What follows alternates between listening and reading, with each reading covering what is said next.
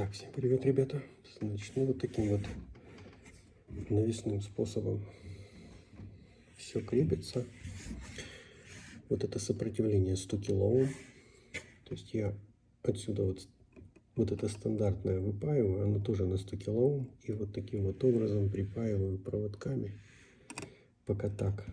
Просто этот модуль настолько дешевый и настолько доступный, что не хочется пока ничего делать. То есть получается, по-хорошему, конечно, надо сделать так, чтобы вот сюда прям впаивать какой-то переменный резистор и как бы на ту сторону его вывести.